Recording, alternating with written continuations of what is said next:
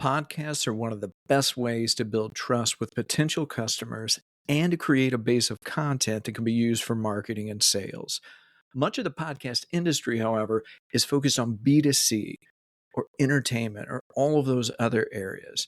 So Build That Podcast is bringing you the B2B PodCon. It's a conference specifically designed for you in the B2B space. Join hundreds of B2B podcast professionals this November in Nashville, Tennessee, and learn from industry leaders, experienced podcasters, and content strategists. Walk away motivated with actionable steps that you can implement immediately. So tickets go on sale July 24th at the best price you will find. So go to b2bpodcon.com to learn more.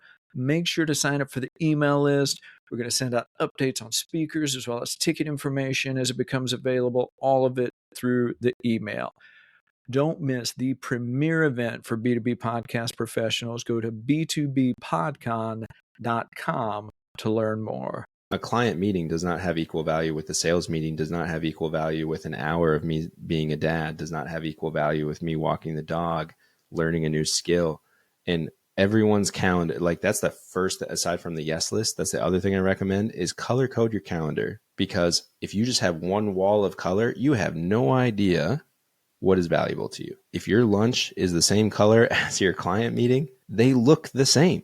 We're humans, we're advanced creatures, but my gosh, color is a massive influence on what we can determine is different, essentially. So I use just red, green, yellow, and blue. Blue is for my meetings. Red is for tasks or stuff I hate but have to do. Yellow is for needle movers, and green is for personal. If you have more blue and red on your calendar, you can spot it like that and say, oh, wow, I'm giving my time to a lot of things I don't want to do and a lot of other people.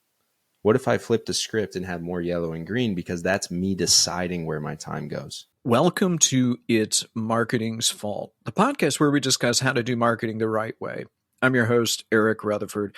Before we jump into today's episode, let me encourage you to leave a review wherever you listen to podcasts. If you would drop a review, not only will that give me feedback, but that will also help boost the visibility of the podcast so other people can find this podcast and benefit from it as much as you are. So wherever you listen to podcasts, would love for you to drop a review. All right.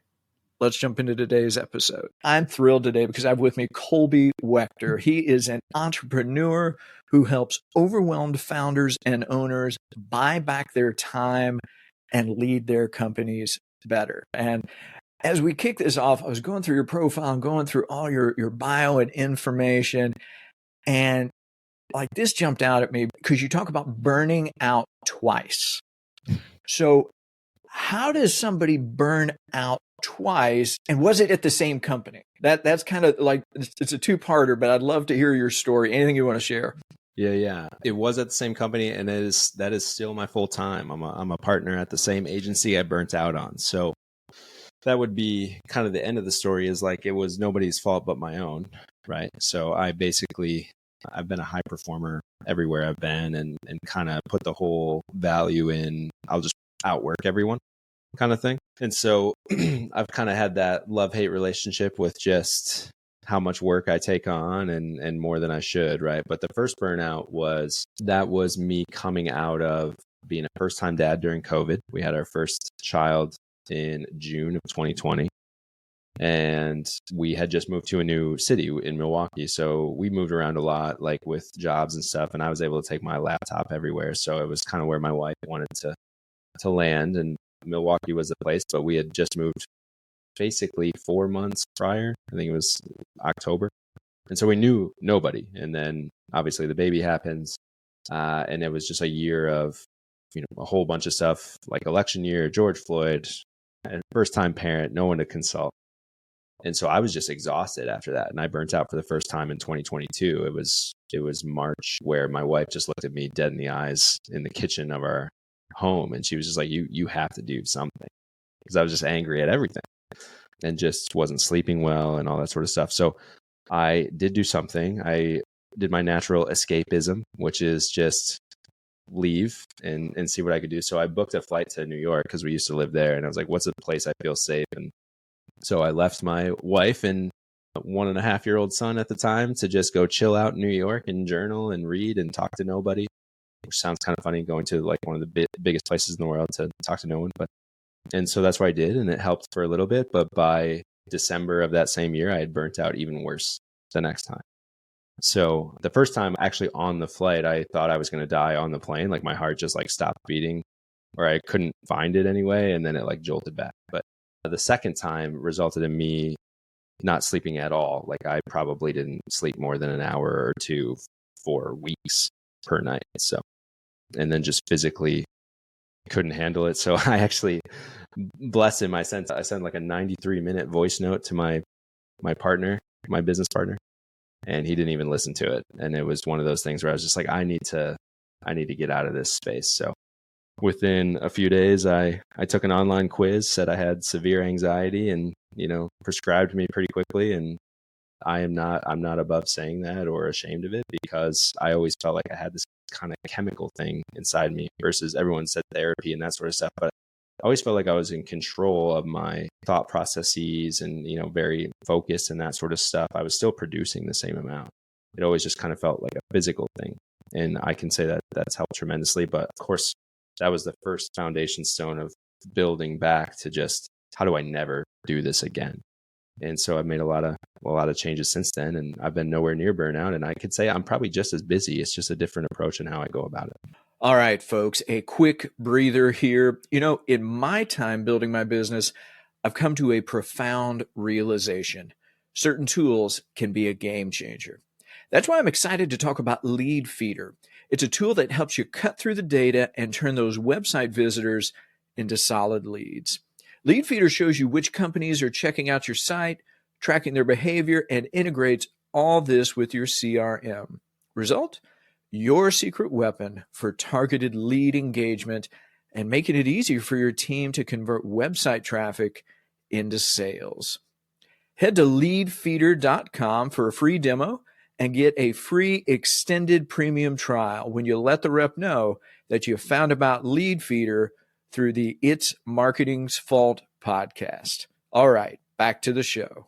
Wow, that is a phenomenal story. It really is. And when I've talked with people before who have experienced burnout, like they've never been at the same business, right? It's usually something they've left behind and they've moved on. So hearing that part is really, really neat, the way that you are still engaged with that. You're just doing things differently. Yeah. And that's one of my mantras, is there's always a way, right? And that's the people I talk to now. And I'm sure we'll get into that a little bit, but in those moments, Eric, you just feel super alone, right? Like you just feel, I'm angry at everything and nobody understands. And it's one of those things where you start feeling that anxiety and your physical body just starts reacting to it. And then that's all you can think about. So then you start getting upset, like, why can't I calm down? And then you just start like going on this hamster wheel of just there's nothing there. It's an empty well to the center of the earth. Like there's nothing valuable in there. Oh my word. Yeah. And you're talking about anxiety. I get that. I have wrestled with anxiety for as long as I can remember. I've, doing a little bit of taking some medication to try and balance that out, trying to figure out the diet and the, all of the and exercise and trying all that stuff just to try and keep it balanced.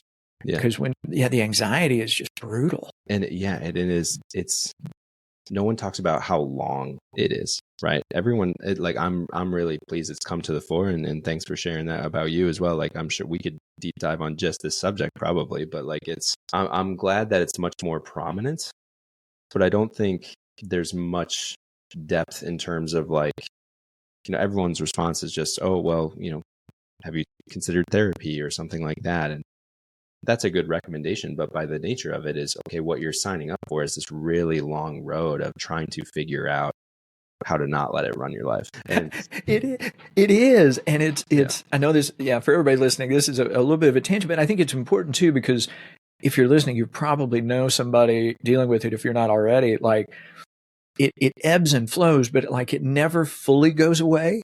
Like it's just like more pronounced at times and at other times. So I get it. Like this spring, very beginning of this year, like Monday for me, the Monday morning feeling was starting on like Saturday morning. Right. And so I ended up walking away from a job just because like I couldn't handle it anymore. Yeah. And so I get it, man. I feel that right here. I know exactly what that feels like. So, so I'm just humbled that you shared that, and that you're making a point of trying to help people who are going through the same thing, because like you say, you don't hear a lot of talk about it. Like somehow, like it's better today than it was several years ago, but like it's still almost taboo to mention it, right? Or nobody knows what to do with it. Well, and even like you said, it's I think that's a really important point, Eric, is it doesn't go away. It's managed differently, right? I still have it.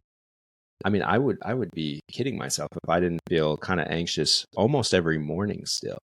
But it's managed better in that medication helps, but like it's mindset in that I know the moment I start producing something or write my first line of a piece of content, or just getting any story out or any sort of positive work out, or I mean, the thing that really helps me is helping others, right? The moment I know I've brought value to someone. And so the way I manage that, to be perfectly honest, is how do I get to that moment as quickly as possible so I can go on with my day and not have that be the dominant, right?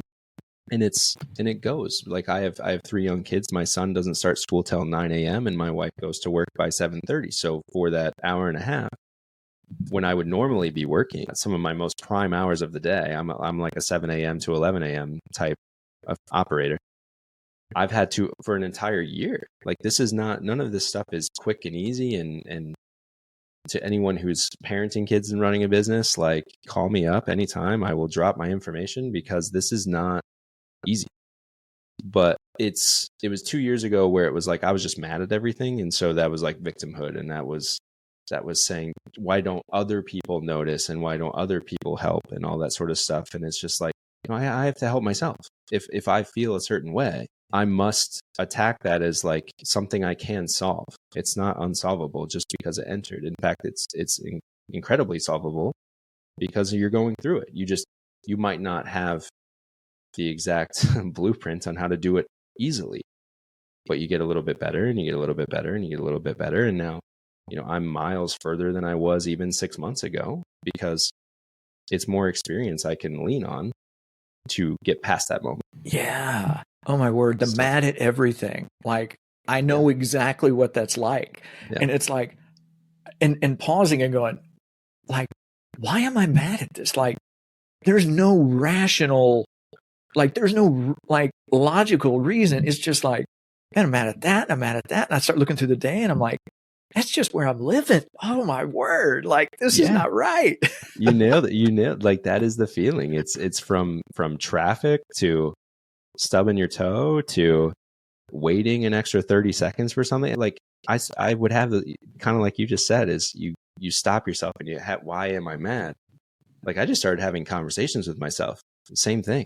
I'd be like, why does this 30 seconds extra have anything to do with my day? It's who cares, right? If it doesn't happen now, it'll happen some other time. And it's just, why is that affecting everything, right? So now I've kind of flip-flopped in a lot of ways, where I'm in the last year, Eric, like I was, especially when Ukraine was invaded, and obviously with the 2020 election, all these things, I was trying to, it's almost like my millennial generation told me it's my responsibility to know as much as possible about what's going on and all these sorts of things. And then you look at that, what you're subscribing to, and you're like, this is just making everything worse. And so I think another massive thing is in like the last 18 months, I have probably watched a combined and listened to probably like 2 hours of news. It's just not, I've focused so much on what I can control, and that is definitely not it. And so I just don't put time into it. And that's helped tremendously, because I just haven't been constantly exposed to angry people about angry things. All right, folks, a quick breather here. In my time building my business, I've come to a profound realization. certain tools can be a game changer. That's why I'm excited to talk about Lead Feeder. It's a tool that helps you cut through the data and turn those website visitors into solid leads. Lead Feeder shows you which companies are checking out your site, tracking their behavior, and integrates all this with your CRM. Result? Your secret weapon for targeted lead engagement and making it easier for your team to convert website traffic into sales. Head to leadfeeder.com for a free demo and get a free extended premium trial when you let the rep know that you found about Lead Feeder through the It's Marketing's Fault podcast. All right, back to the show. That's huge, right? Yeah. It's sort of what is that mental diet, so to speak, of what's going in. What are the people around you like? Are you around angry people? Are you around like uppity people? Like all of that really can make a difference. Now, it's funny because you talk about trying to flip that around. I know sometimes I'm going to say in the marketplace, and I'll say that loosely, that idea that almost like full tilt, all gas, no brake, like total founder mentality, like that's a badge of honor. But and of course it's wrong, right? It's totally wrong. But so how do you help people sort of flip that narrative or help them to see like maybe working 80 hours a week isn't the best thing for you? Or do they have to realize that on their own? Well, yeah, I would argue any sort of coaching is just a facilitation of someone learning it on their own, right? You're not teaching anything. In fact, I really subscribe by I create nothing, I synthesize, right? There have been millions of people before me who have had infinitely better ideas than I have. And I've said this to anyone who's ever paid me money with coaching. I say, you already know the answer. I say that before they pay. You probably just need someone like me to help rearrange your sentences. That's it, right? Because the sentences are in there. They're just all jumbled up. And I'm the same way. Why do I pay coaches and those sorts of things? Is because nothing they're telling me is groundbreaking stuff that I couldn't have figured out. They're shortening my time horizon on how I learn it, or they're simply putting it in a different way that I didn't, all previous ways didn't connect for me before that. And so you mentioned like the 80-hour work week and stuff. If we were to put a system around it, I will say like it is 80% mentality, maybe 90% mentality, but there are some helpful systems with it. And the first one is it's so unelegant, it's laughable. It's just inventory it, right? You're spending 80 hours a week. What are you doing in those 80 hours? Put it on a list, right? And then you ask yourself two questions. Does it bring me joy or does it move the needle? And that's it. Because if it brings you joy, you'll want to keep doing it. If it moves the needle, there will be a reason to keep doing it. If it doesn't do either of those things, it needs to be gone in 30 days. If it does both of those things, double down on it, right? So it's an elusive thing. It's not easy to find. But if you can find a business where the majority of the actions move the needle and you enjoy them, everyone 2 years from now will want to be you if you can figure that out. But you don't figure that out by just writing down a list. You don't figure that out by wanting to work 20 hours a week. Another thing is if you want to work 20 hours a week or 30 hours a week and you're working 80 right now and you're of the mentality that, well, if I just work 80 hours for a few years, then I'll afford to be able to work 20 hours a week. No, you won't. You won't do it. You are creating habits that are saying, I can only operate on this 80 hours a week, maybe 70, but you're not going to get to 20. You have no idea how to do that because you've created an environment that doesn't support that. Everything that takes you 80 hours to do is still going to take you 80 hours to do unless you think of it differently. So my constant question is, if I'm working, say 50 hours, like more reasonable, which is still, it's not reasonable still, but let's say 50 hours and I want to work 20 hours a week, I need to inventory how I'm spending my time and say, what can I get rid of right away so I can knock some stuff off the top?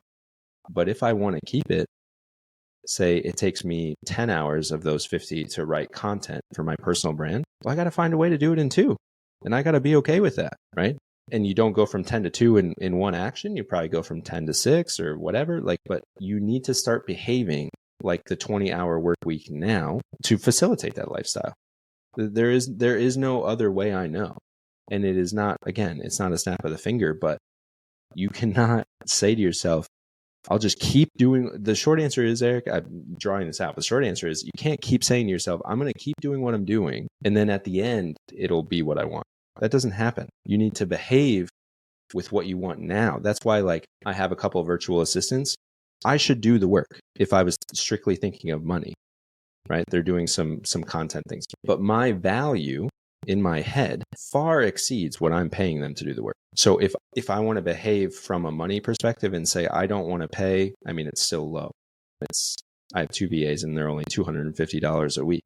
But like, I could say to myself, I don't want to pay $250 a week. That's important. But I am acting like where I want to be. I don't have $1 million in the bank, but I'm behaving like I'm on my way there. And a person with $1 million in the bank would not spend their time on $250 a week skill. They would find someone who is willing to do that so that they can go do the $10,000 skill, the $25,000 skill, those sorts of things. And I hope that doesn't come off in this recording as arrogant. I think people drastically undervalue their worth. And that is directly connected to time because we all have the same equation. It only goes down. So if you are spending your time working 80 hours a week when you could delegate 40 of those, or doing a $50 task when you could hire someone else, you're not thinking differently enough to change your outcome. So that's kind of the brash way of how I handle it with people. I ask a lot more questions than just like saying it like that. But that really is the equation, is how much are you valuing your time? Because people have a really unhealthy relationship with their personal value, I think. I think they do. And there's so much there, like, but I think you're right, like spot on with all of it, especially the mental aspect of it. Like somehow, like as I've talked with people, it's like somehow they associate their worth with the number of hours they put in. And it's like, wait a minute, that's not right. Like, and like you talk about the delegating, it's like, yeah, what do you not need to do? Do you really need to do that? Like, can't somebody else do it? Like almost as good as you at least? But it really is it's like unlearning a whole bunch of junk we've picked up along the way. Yeah.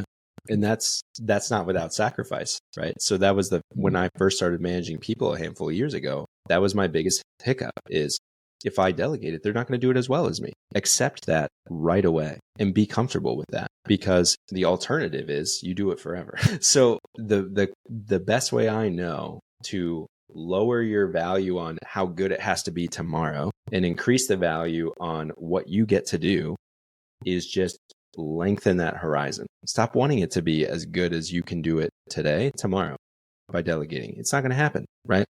But you know that if you taught somebody else what you know how to do, it's not going to take a year, a couple weeks, a couple months, whatever. You're not willing to sacrifice that to get to the standard you're comfortable with. You're not willing to sacrifice maybe 3 weeks of less than you're happy with so that you never have to do it again after that. I was actually talking with my neighbor. They're sleep training their kid right now. And she's like, we're still not really sleeping through the night. And I have 3 kids and all my kids sleep through the night. And the training's really simple.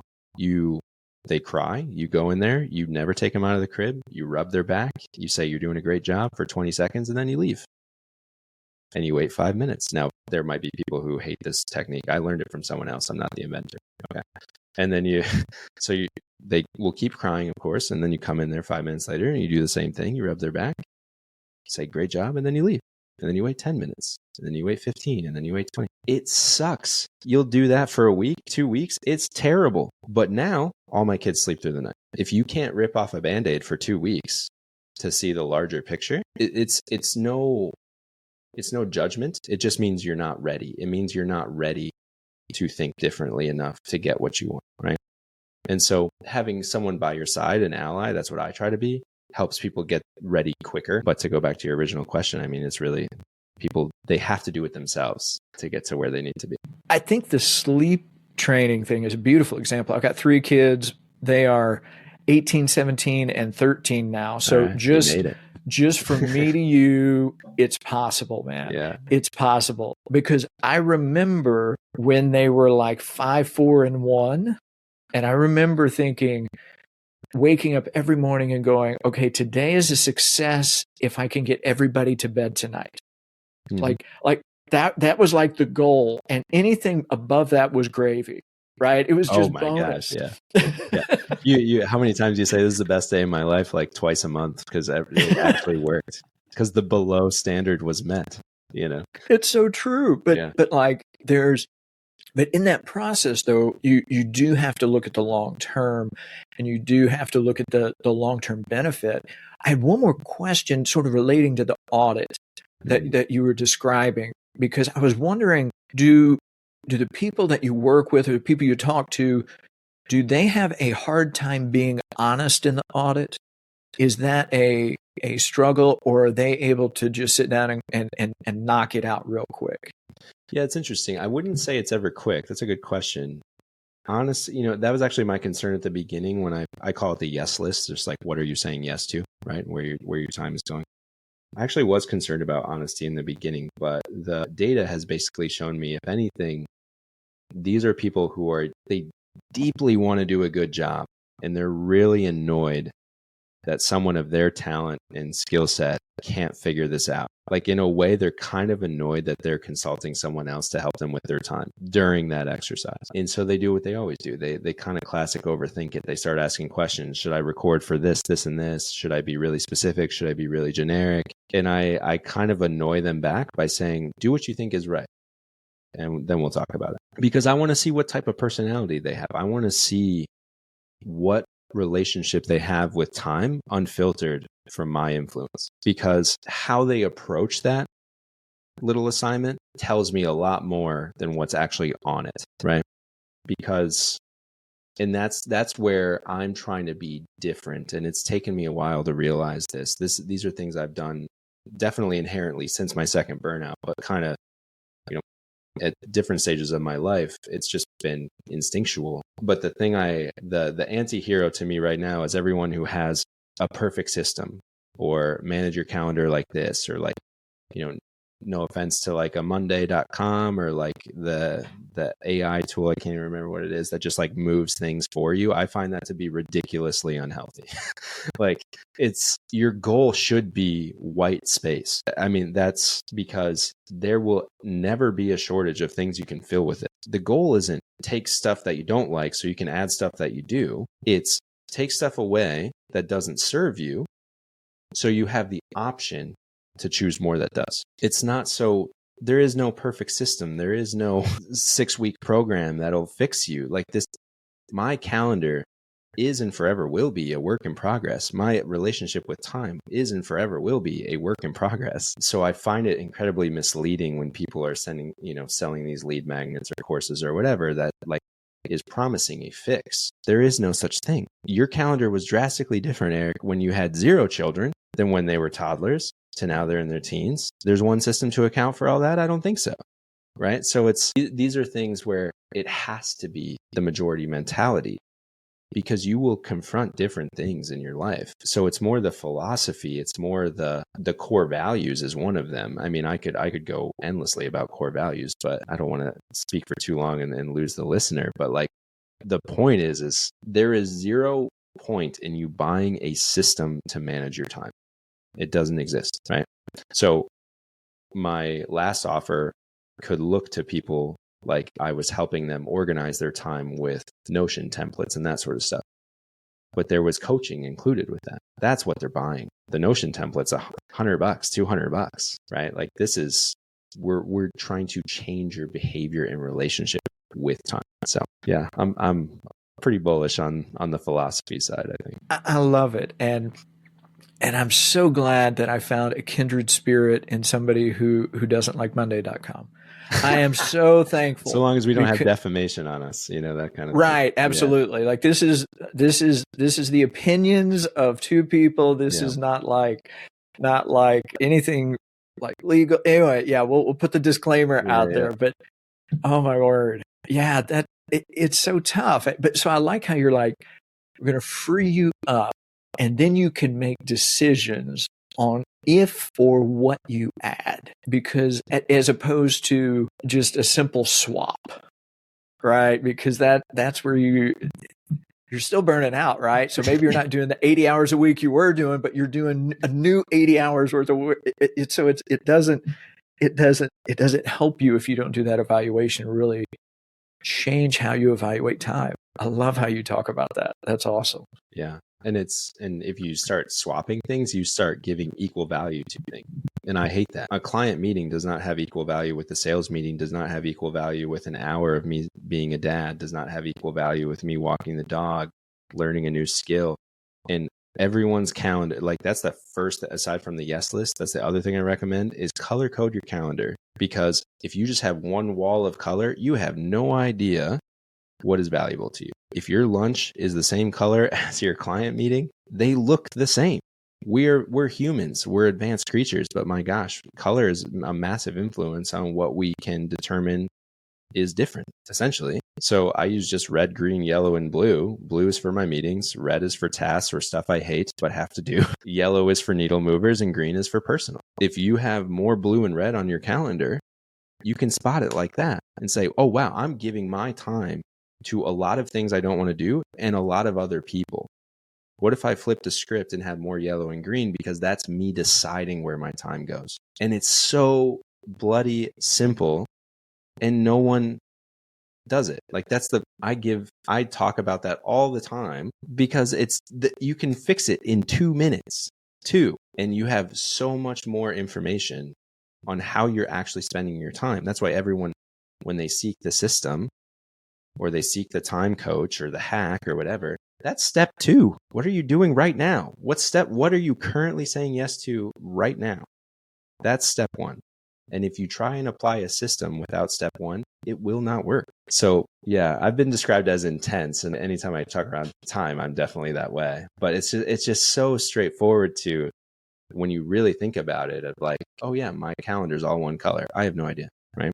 And I'm not talking about different calendars with different emails. I'm talking about one calendar that works, and that's it. One calendar to rule them all, right? Yeah. But the calendar, you say the color coding, and I'm like, oh my word, that's brilliant. Like, why didn't I think of that? But I'm like, oh my word, like, oh, but you're right. It's an at a glance thing. Mm-hmm. And then you can make decisions accordingly. Yeah. You're making it easy for yourself. Yeah. Easier. Well, and an ambitious person will figure that out, right? That's again where I'm not making decisions for them. In fact, when I first started coaching earlier this year, when you're at the beginning, you have no idea how much value you're giving to somebody, right? So I didn't know if that would be valuable or not, but one of my students was working 60 hours a week and making 10K months and wanted to, scale, but they're like, but if I add clients, that's more time. I was like, yeah, but it's not about time you're spending on clients. Let's look at how you're spending your time. And that's what we implement. I call it the calendar curation system, just because I know I was scoffing at systems, but I got to call it something, right? So you curate your calendar based around how you're spending your time. And he looked at that and didn't need me 2 weeks later. He knew exactly how it was going. He had a lot of red and blue. He flipped it. And guess what? Because his time was less dominated by other people, he was able to jump into his zone of genius, so to speak, more often. He didn't just take that white space and do nothing with it. He did something with it because he has goals and he's ambitious. And in less than 6 weeks, he had a 20K month. And 4 weeks later, he had a 30K month. And he was working between 20 and 30 hours a week.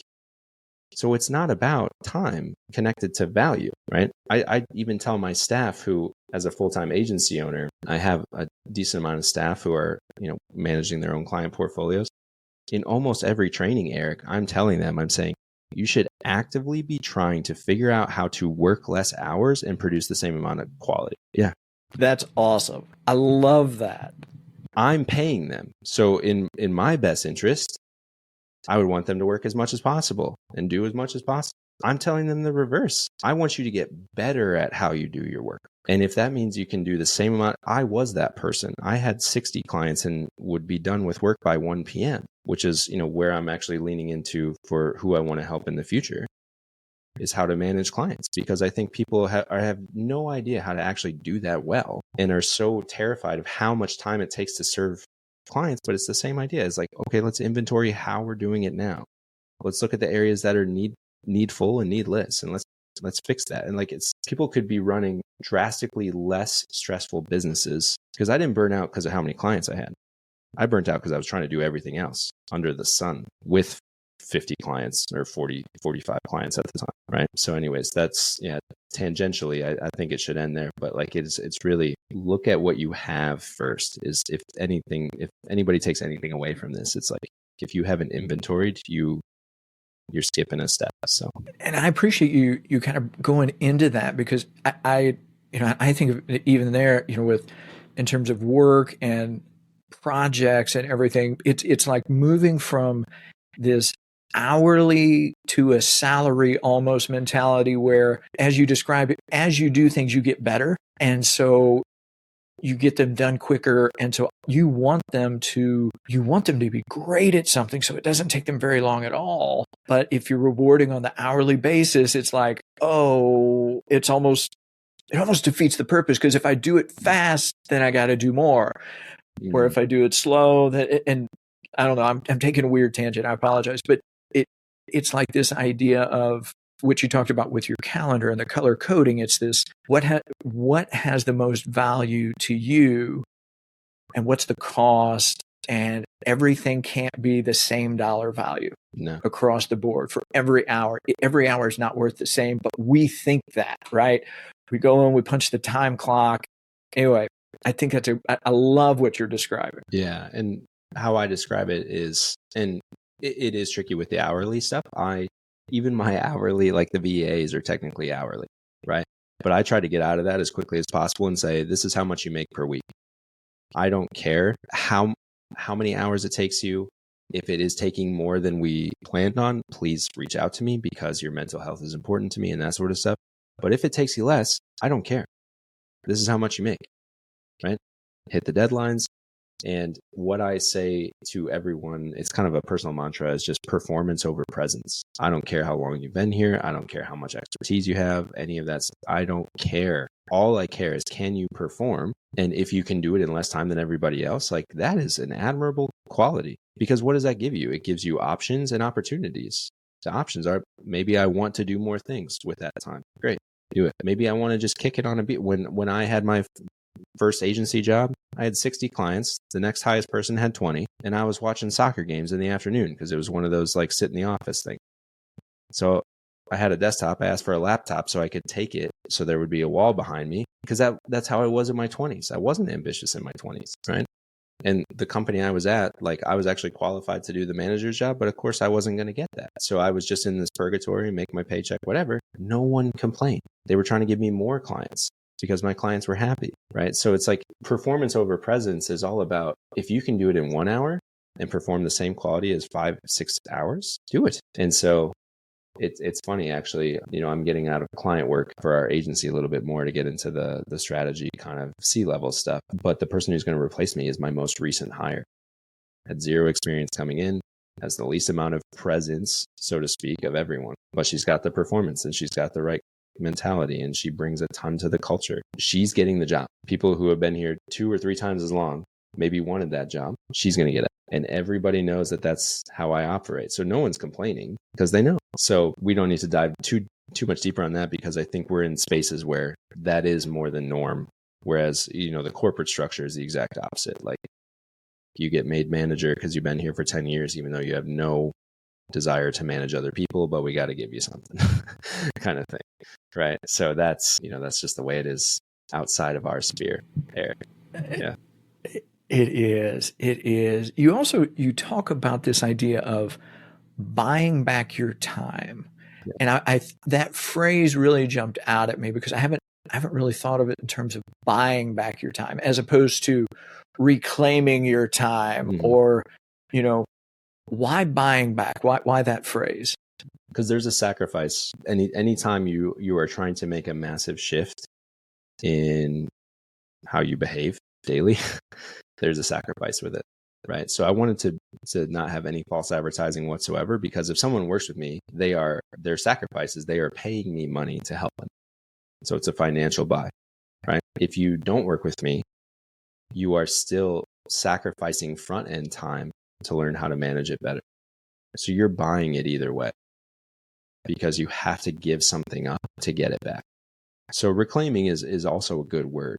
I find reclaiming puts a lot of emphasis on that person actually knows how to do it. You're going to reclaim something you had before. You didn't know it, right? It's kind of like you and I probably, once we had the 3 kids in the toddler stage, or like I have, a almost 4-year-old and 2 twin girls at 9 months. And I trust me, everyone has their own story, and I'm all for it.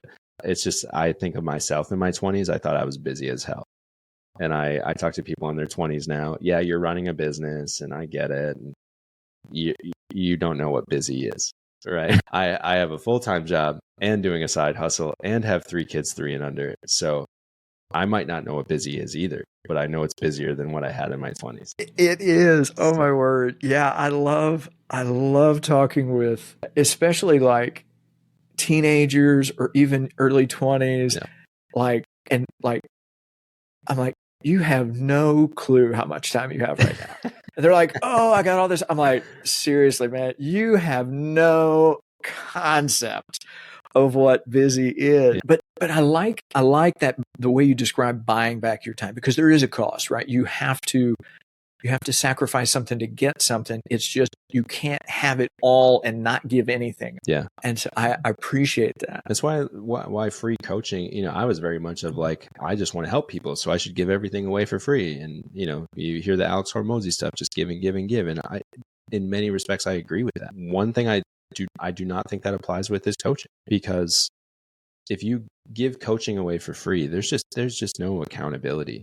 That person doesn't have enough skin in the game to make sure that they are invested to be successful. So there needs to be sacrifice to make real change in anything. But what do you feel that you're asking all the questions? I mean, how do you feel about that, Eric? Like, what's been your personal I've wrestled journey with that? Yeah, I've wrestled with that one too.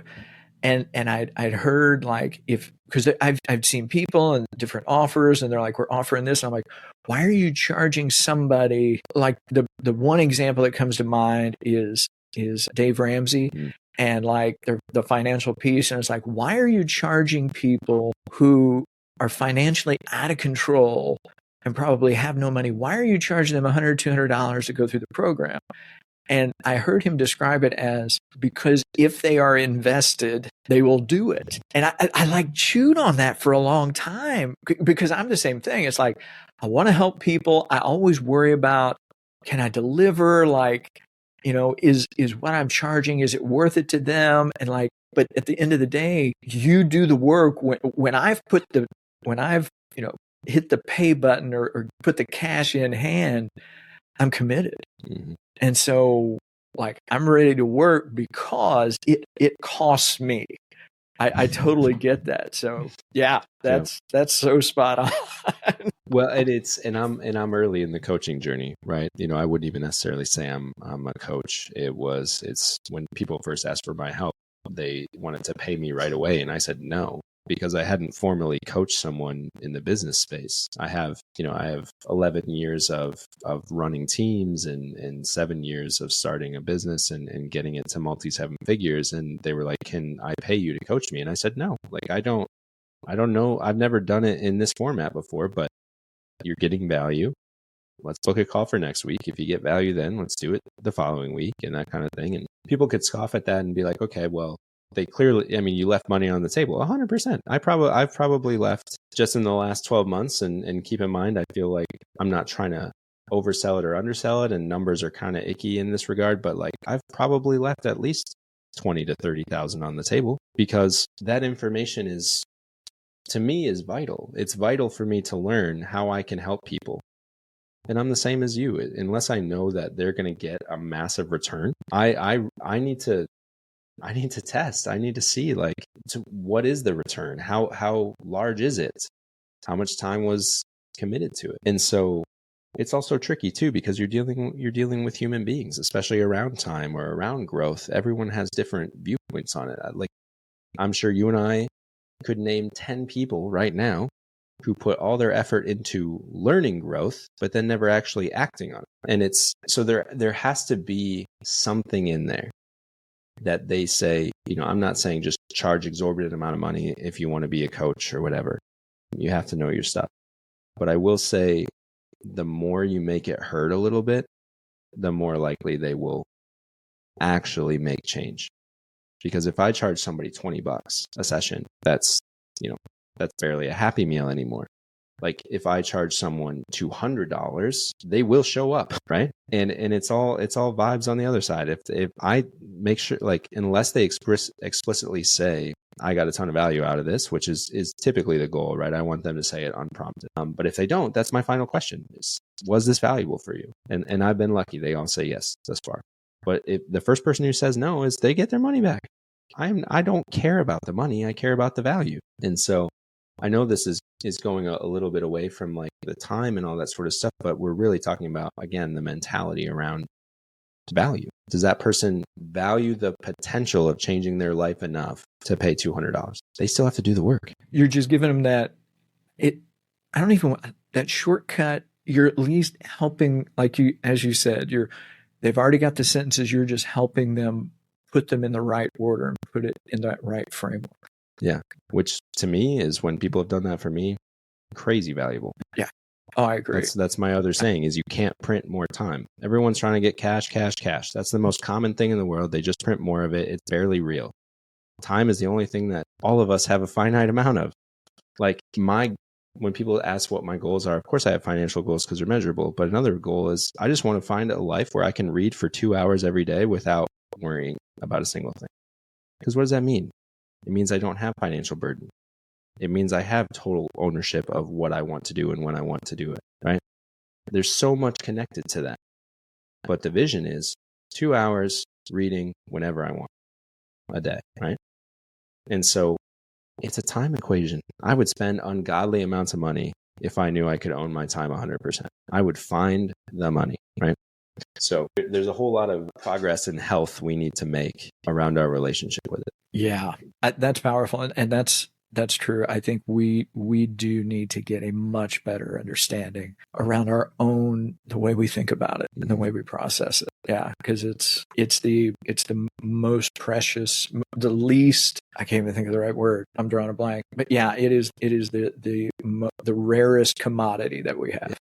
Yeah, it's so owning your time's like turning air into gold, Eric. Like, it's just I love that. I'm constantly trying to pursue that. Oh man, I'm with you. So if listeners want to know more about you, more about how to find you, where would you like them to go? Yeah, I am predominantly on LinkedIn. So it would just be, as far as I know, there's only one Colby Wegter in the world. So it's just Colby, like the cheese, and then Wegter, and you'll find me there. But that is also the same as my main website. So colbywegter.com. And I will be announcing my new offer in the near future. I don't know when this will air, but it'll be helping agency owners in a community aspect, because 2 years ago, man, I don't think I would have burnt out if I would have had a community around me of people going through the same things. And so I am deeply, deeply passionate about not only can people run less stressful agencies, but also have other people around them to lift them up as they go through it. So this is the first time I'm announcing it in public, but it'll be called Delivery Mastery, and I'm going to cap it at 8 people to start. Awesome. So if you're listening, I'm going to drop all those links in the show notes. Make sure to check out Colby on LinkedIn, his website. Just begin asking questions. Reach out to him. He's got some fantastic content. Colby, this was a blast. I learned a ton. And yeah, thanks for joining me today.